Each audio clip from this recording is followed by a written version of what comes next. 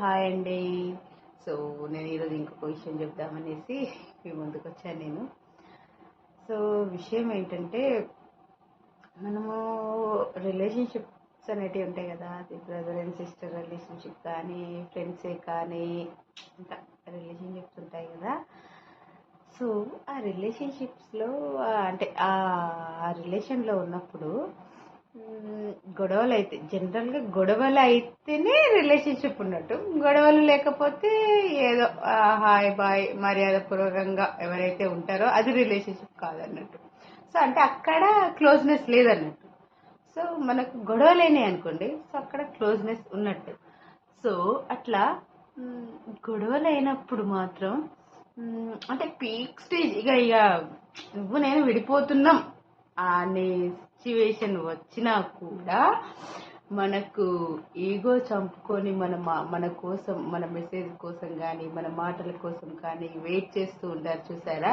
అంటే వాళ్ళ ఈగోని కూడా చంపేసుకొని మన కోసం మనతో మాట్లాడాలి, మళ్ళీ కన్వర్సేషన్ స్టార్ట్ చేయాలి అనేసి వాళ్ళ ఎదుటి వ్యక్తి వాళ్ళు ఒక స్టెప్ దిగి మళ్ళీ మనకు మెసేజ్ చేయడమో కాల్ చేయడమో ఉంటుంది చూసిరా.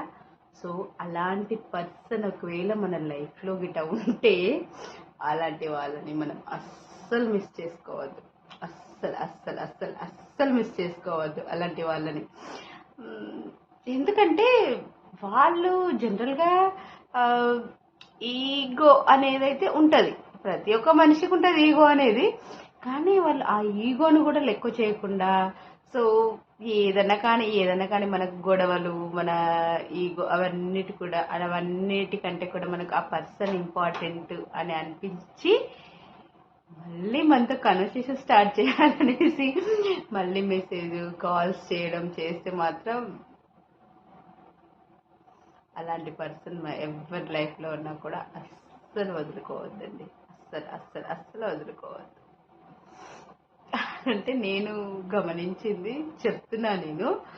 సో అలా అని వాళ్ళు వాళ్ళ ఈగో పక్కకు పెట్టేసి మనతో కన్వర్సేషన్ స్టార్ట్ చేయాలి అని అనుకున్నప్పుడు మనం కూడా వీళ్ళు ఎప్పుడు ఎంతే వీళ్ళే ముందు మాట్లాడతారు అని కూడా వాళ్ళని తక్కువ చేయడం కానీ, వాళ్ళని చులకన భావంతో చూసామే అనుకోండి, ఒకవేళ ఆ పర్సన్కి నిజంగానే వేస్ట్ అని అన్ని వాళ్ళు సైలెంట్ అయిపోయింది అనుకోండి, కథ మనం ఆ పర్సన్ని కోల్పోతాము, ఆ రిలేషన్షిప్ని కోల్పోతాము. సో అందుకని అంటే నేను గమనించింది, నేను చూసింది చెప్తున్నా నేను.